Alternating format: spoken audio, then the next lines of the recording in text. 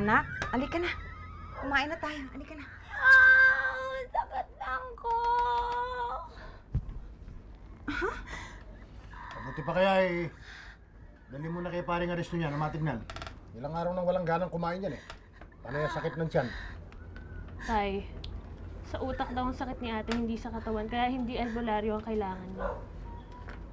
Kaya nga. Napapansin kita, mukhang matindi ang galit mo sa ate mo,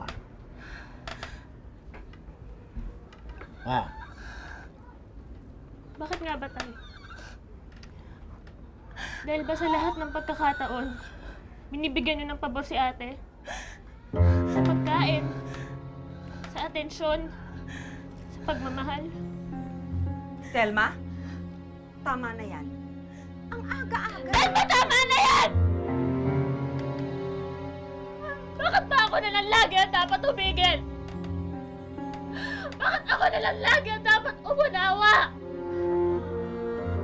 Bakit si ate?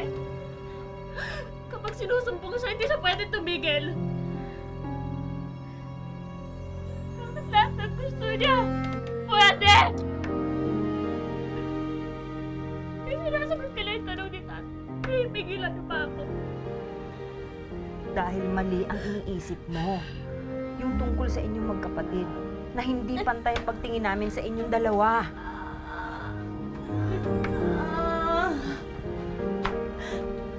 Kahit kailan, hindi ko naramdaman yung sinasabi niyong pantay na pagtingin. Sige nga, Nay. Tay,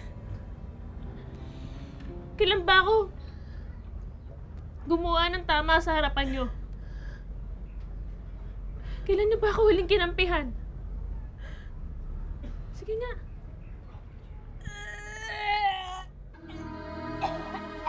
Bagamat puno ng pagtataka, matapos ipasuri sa doktor ay napatunayan ng pamilya ni Annalyn na nagdadalang tao nga ito.